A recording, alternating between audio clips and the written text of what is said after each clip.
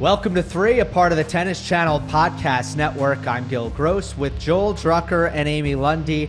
It is our first show in the middle of Wimbledon with 3 rounds in the books for Novak Djokovic. The first against Pedro Cachin, the second against Jordan Thompson, the third over Stan Wawrinka, which just wrapped up merely minutes ago. So we're recording just after. I think it's fair to smooth over let's work backwards, actually. So let's start with the Wawrinka match, which obviously offers all this nostalgia, Joel, as they've played their fair share of epics. Both Novak and Stan have won some of them, especially and particularly in the best of 5 format. But it does feel a little bit different in 2023 to me, Joel. Well, now that they've played at Wimbledon, I think we've got Novak's had the Stan Slam, right? They've played at the other 3 majors. They've not played at Wimbledon. And this was nice. There's a little bit of a late stage Wawrinka. I mean, he's been through injuries and he's past his best years. Nonetheless, I mean, they do have a neat history. He's beaten Novak at all of the other 3 majors on his way to winning those majors. So that was impressive. But I think this had an air of like Wawrinka is not as good as he was, and Novak just keeps rolling and solved so many problems yet again in this match. Just so impressive. I think I wrote down in my notes, Stan did not make enough first serves in the first 2 sets, and he did not hit enough forehands. It's hard to hit forehands with Novak's depth. And I feel like I watched 2 matches today, both this match and the Murray-Tsitsipas match, where one player refused to hit backhand down the line, or just, I mean, I know it's easier said than done, but just would not change direction, was content to rally with Novak, and everyone knows trying to rally with Djokovic is impossible. And part of that is two-hander versus one-hander. On grass, when the ball is coming quicker and you need that extra stability and that more precise timing, obviously it's harder to change direction when the ball is coming faster than when it's coming slower, like if it's on clay and you're further back. And that's where Murray didn't have that excuse, but I will buy it for Stan. Yeah. Fair enough. We should talk maybe off air about the Murray thing. That's fast. I agree with you that was an issue. But the why is fascinating. But, also I think even if Stan were in his prime, this would be the worst surface. I don't know that he would have gotten Novak on this surface, even in his prime. I agree. I couldn't agree with you more. I mean, I think Novak, he's his movement, his flexibility. I mean, I think on grass, that kind of agility, flexibility factor really plays a major part in grass, because even when you have time on the slower grass, you don't have the bounce. There's always a certain adjustment factor on grass that's like no other surface, and you got to take that both physically and emotionally, because some of them that you're just not going to get some of them, and it's gonna even Novak's going to suffer a bad bounce. I thought it was pretty much what you would think it would be, in that Stan, coming off of foot surgery where he missed over a year, was a step slower than Novak, who has always had beautiful movement and flexibility. So the outcome was not a surprise. There were a couple of really good exchanges, couple where Novak chased down a lob retrieval and snapped it back. Couple of good points exchanged at the net. So it was entertaining in that way, but the outcome was not in doubt. Well, I'll make another parallel, Amy, to Murray and Wawrinka. Mm-hmm. The way they have aged is like, what happens to humans. That's how it works. Novak's the exception. He's the rule breaker. So I was also thinking about that. I was thinking what an illustration this is of what we've talked about with Djokovic's longevity. I don't know, maybe we've talked about it so much that people are sick of hearing about it. But, here we have someone in Stan who, when he was 36, his knees were breaking down in a big way. And it's amazing that he was able to persevere and wanted to persevere through that and has successfully. But then, there's Novak at the same age, who is just still the best mover on grass on tour. Well, we get that next to each other. some of this was laid years ago in all sorts of things that they could speak to about training methods and Djokovic's fanatical devotion to stretching and a whole bunch of other things. Not that those other guys didn't do those, but just, I mean, who even knows? I mean, who knows? It might just be the genetic roll of the dice. I think viewers will be interested in this, so I do want to bring it up. Why did Stan beat Djokovic in big matches at majors? Why did this happen 3 times at 3 different majors? What was it about Wawrinka's game against Novak that provided a difficult challenge? Because also Djokovic was in really good prime years for all of these. It's not like we're cherry picking like a 2017 kind of match, like first half of 2017 or anything like that. Djokovic was having good seasons, and Stan got him 3 times. So you're asking, you want a thought on that? I was at all of those matches, and I think one thing that Wawrinka was able to do in that case, the one-hander, which may appear limited against some, actually was maximized in his flexibility in some of those matches. I mean, it's kind of like the sheer pinnacle of the one-hander at its best. I mean, I remember particularly the Roland Garros 2015 final. That was just amazing. He's matching him stroke for stroke, but he's sort of out flexibiling him. He's kind of like Novak's the one a little more locked into the cross-court pattern. Novak's the one a little less getting the outside corner of the ball. And Wawrinka is just, I mean, you see how much, you watch that 2015 final in Paris and you see how much Wawrinka is stretching the court. I mean, that's a one-hander that's at the highest level of a one-hander, clicking on all cylinders and then hitting it up the line, down the line, and staying in rallies, and just tremendous, almost, I wouldn't say unteachable, but highly difficult to learn one-hander at its most ferocious. I do think that Stan's one-handed backhand is different than all the others. It's more powerful. And typically when you play someone with a one-handed backhand, you think you pepper it, you run your pattern to that, either the backhand, the bomb to the forehand, or really good shot backhand down the line, and then you approach the net and finish to the open court. And against Stan at that particular time, that didn't work. His backhand did not break down, and it didn't produce errors in the backhand to backhand rallies. I also think, if memory serves, Stan served very well during that era and got a lot of free and easy points off of his first serve, which he did not get today. Yeah, like what I mean by ferocious, I mean he was versatile and mobile. He'd improved his forehand, and I think you brought a great point out, Amy, about the limitations that the one-hander sometimes has versus the two-hander. But in his case, he was just so dialed in and so able to spread the court, and it is a different one-hander than a lot of the other ones. And his confidence in it was so high. Also, at Roland Garros, he'd beaten Federer. He was just playing so well. As you alluded to, Joel, I think a young Stan, his backhand was great. His forehand was the weakness. And then he got really, really even, and there was nowhere to hide. It's a barrage of big power wherever you go. My critique for Novak in those matches were that he wasn't as much of a disruptor, meaning I think he kind of played Stan into rhythm. And there was a lot of Wawrinka hitting from his strike zone with kind of the same kind of ball coming from Novak, and both of them are kind of rhythm players that way. But that's where I think Wawrinka's power just started to overwhelm. I actually think Novak has improved this. There's more drop shots in his game. There's more slice in his game, more net approaching, bigger first serves. That's a way to disrupt rhythm. So I think there was, an era where Djokovic was just confident in beating anybody with the kind of lateral baseline tennis. Mm-hmm. And Stan loved that. And he played so well sometimes against it, especially in the 3 matches we're alluding to across Australian Open, Roland Garros, and the US Open ultimately in 2016. I feel like Djokovic, if he played that Wawrinka now, might actually do a lot of things better.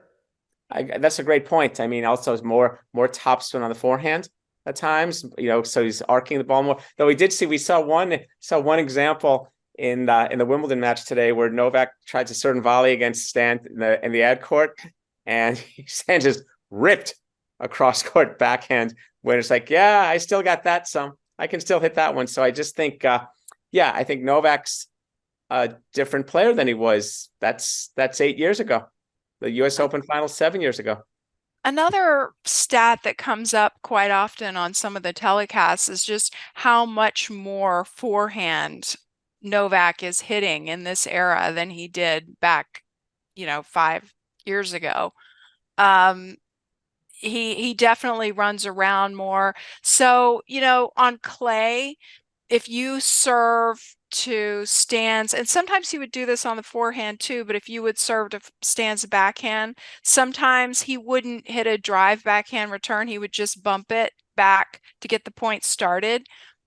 Novak back then might have been content to get into a rally. Novak now would look to hit forehand and just start taking over the point. Yeah, very, very good point. I was concerned about that coming into this match for Wawrinka. I'm like, are you going to block your returns? Because if you're going to block your returns, Novak is probably going to look to kill on the +1. Let's talk about Novak extending the tiebreak streak.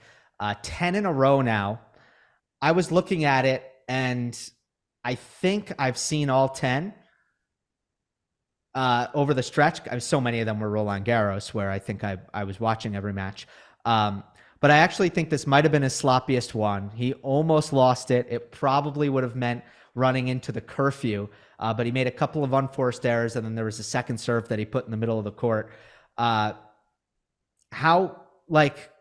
do you think happened there in the third set when it got more competitive, Amy? And what did you think of just the drama of the ending? Because, we were flirting with a situation where maybe we'd have to play the next day.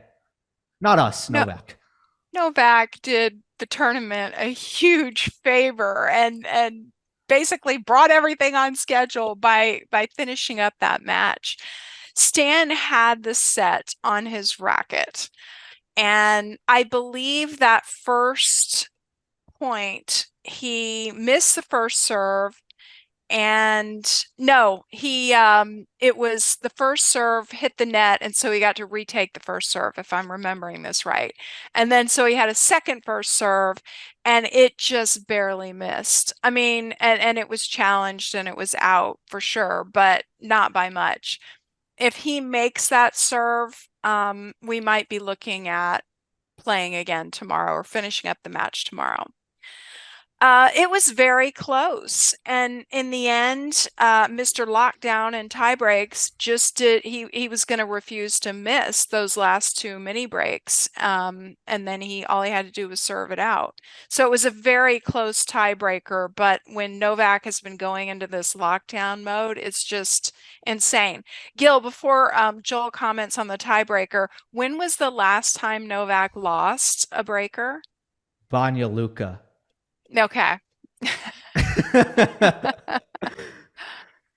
So a while ago, yeah, I think you got the tiebreak pretty well. I mean, I think there was kind of a little mini lapse there, and Wawrinka snapped up those points, and then Novak he kind of woke up, focused, and then I think Wawrinka probably got a little nervous. Yeah. At that point. How about the deep return middle to Wawrinka's one-hander? Really hard to hit a serve, recover, split step, one-handed backhand. And you're in the court a little bit, you have not even had a chance to kind of jump back behind the line to reset yourself. It's like a one-handed backhand person, which I am, nightmare. Like, please don't ever do that to me. And I just felt for Stan in that moment. Yeah, two in a row there, late mini breaks. Here's how I'll transition. One thing that Stan did not do was come forward in this match unless Novak forced him forward with a drop shot or a short slice. But that was not the case in the second round match that Djokovic played against Jordan Thompson. And we've talked a lot about net rushing on this show, especially in regards to playing Novak and trying to figure out a way to just challenge him a little bit more. Look, Thompson could not have come forward, I don't think, any more than he did. He was serving volleying on most points and was wanting no business with the baseline, and ended up giving Djokovic, putting him under a lot of pressure and having a lot of success in the match. Joel, were you happy to see Jordan Thompson execute the game plan that he did? Oh, you're asking me that, Gill, because you know I like coming to net. Yeah, I think Wawrinka knew that he'd beaten Novak some other ways that way, and he's not as comfortable doing that. And I think Thompson knew, this is what I got to do, because the other way is no chance. The other way is no chance. So I might as well find some chance. And he posed a lot of questions, and he showed a way. Oh, this is a way to at least raise some questions for Novak and see if he can come up with some answers. And when Djokovic wins the last two sets, 7-6, 7-5, that's intriguing. That's interesting. And it speaks to also some of the qualities that you can get away with, not get away with, that you can win with on grass, even on today's grass, even when the grass is slower than it once was. Bravo, Thompson. Love it. Try something different. Someone texted me, I'm not sure because I haven't checked the stats, that it was 60 serve and volleys. How bold, to do that against the GOAT, the world number one, or soon to be world number one again. Yeah, very bold. That's the kind of thing that will make for really engaging, entertaining tennis and precipitates better, more meaningful discussions than just going out there and give it in your best and losing straight sets again. Oh, find another way to lose. Oh, and I want to clarify something else that I said earlier, just a word. I used the word ferocious for Stan. I want to say, I mean that as purely as a compliment about the quality of his shots. I just want to point that out. I used that term earlier, so I was referring to him earlier. I just meant it was so impressive watching him unveil his power in those matches he was winning with Novak over the years. And again, I have so much regard for Stan Wawrinka. I mean, and today it was nice to see him put on a really good effort. I don't think the Stanimals are going to come after you. Yeah, I also don't think there would have been any offense taken. Well, okay, so the Thompson thing, his volleys were also unbelievably impressive. And I just think it's important to kind of enter that into the conversation, that, the decision-making to come forward is one thing, but it's also, how are your skills? And I was super impressed with his drop volleys. I couldn't believe how he was able to sometimes deaden the ball that was coming in so hard. So he had those two things going for him, good spot serving. And the serve and volley was really, really effective. But do you know what this reminded me of, this match?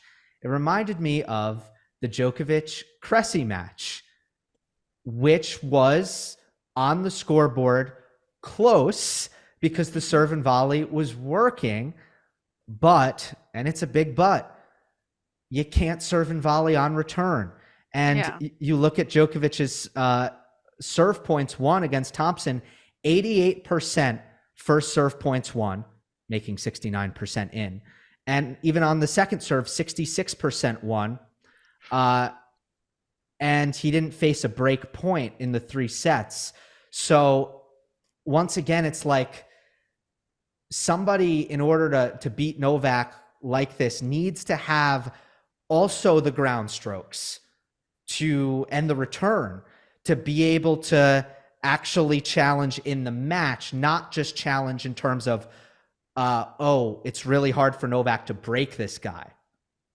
Agreed. Well, so but what it is, it's a developmental philosophical question. It's not about having ground strokes. It's about going after 3 returns and making them. It's the type of tennis that Pete Sampras played, that I watched Chris Eubanks play today in winning. So you're playing for 1 break. So it reminds me of the time when Andre Agassi played Ivo Karlovic. And he saw that was a kind of problem to solve in a way, in the way of a Cressy, or to some degree what Thompson did. And Agassi said about Karlovic, I don't want to see that guy. He shouldn't hit more than 3 balls a point. I mean, and so in a way, when your model is, okay, hold, I'm going to take big cuts at lots of returns. I'm going to come in because all I'm trying to do is get 1 service break here. I'm not trying to establish a rhythm and stay in rallies with Novak so I can eventually break him. I'm trying to get that's a one break sometime. And that was the Pete Sampras genius, particularly at Wimbledon. I'll break you at 4-all. I'll break you at 1-all in the second set. And there goes the match. So I think Thompson, he showed something that could be done, but I think he didn't show it enough or have enough skill, or I don't know what it was in the return part of it. And that allowed Novak to also find the tempo too. Yeah, I think some of these opponents have looked really lost with their return position, including Stan today. You got to do better than letting Novak win 66% on second serve. It's one thing on the first serve when he's grooving it and you just can't touch it and he's hitting his spots and, putting massive percentages in the box on first serve. Okay, you're almost like, let him have that. But you got to figure out a way to attack the second serve or run a pattern or figure out where he makes his errors. Easier said than done.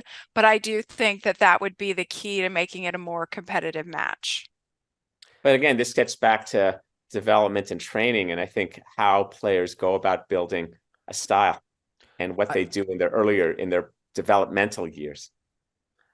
I do wonder if we went back and watched those second serve points, did Thompson have chances to just return and charge? Because that might have been, I think I saw it a couple of times, and I really do think he was trying to get to net whenever he can. But my point is that it's much harder on the return to rely on volleys No question. to win you games. Yeah.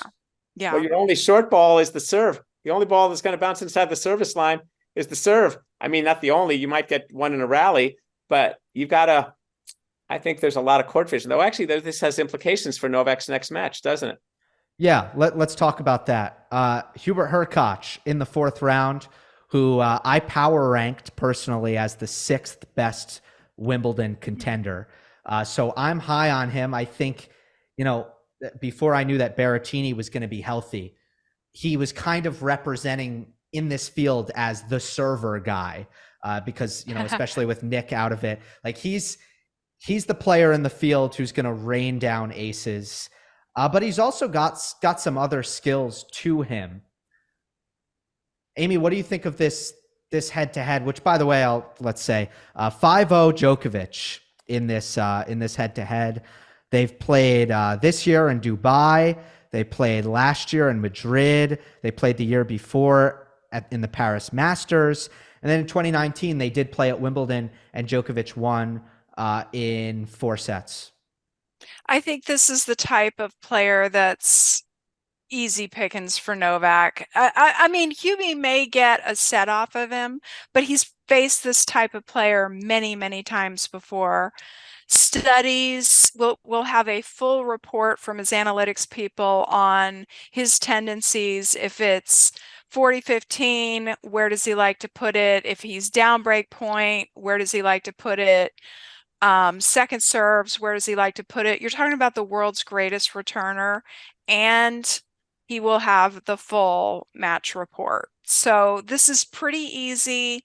Hubie, it could take a set, maybe a 7-5 or a tie break. But this type of player, this style of player, Novak knows how to beat. Well, he'll be coming to net more, so it's a different player than if he was saying David Goffin or Rublev or the kind of stock order baseline. I think there's going to be some interesting questions posed by someone who enjoys coming to net frequently. Yeah, I wonder if this is going to be a match where after the match we're like, oh, he couldn't get to net. He didn't get to net. Because that happens, right? Tommy Paul spoke very openly about it at the Australian Open. Yeah. He was like, the plan was to come to net. I just couldn't get there. Right. No, but Tommy Paul also in that match chose not to get there a lot. Tommy Paul let himself be intimidated early by some quality returning and said, okay, can't do that anymore. And so in a way, I think on grass at Wimbledon, I think a player like Hurkacz might not see it that way. So Joel, like what would be for Hurkacz, what would be per set-ish enough for you to say, okay, you came in? At least 15 or 20. Okay. at least Okay. 15 or 20 rushes per set. And Okay. also probably more significantly per our prior talk, how many times do you try it on the second serve? But I think Novak, the smart tactic against the person who attacks the second serve and comes in is to more serve to their forehand, because it's easier to run the rip charge or the chip charge with the backhand than on the forehand. And I could see Novak, his surgical qualities are going to surface. It's going to be fun to watch this because of the problem-solving nature of this match.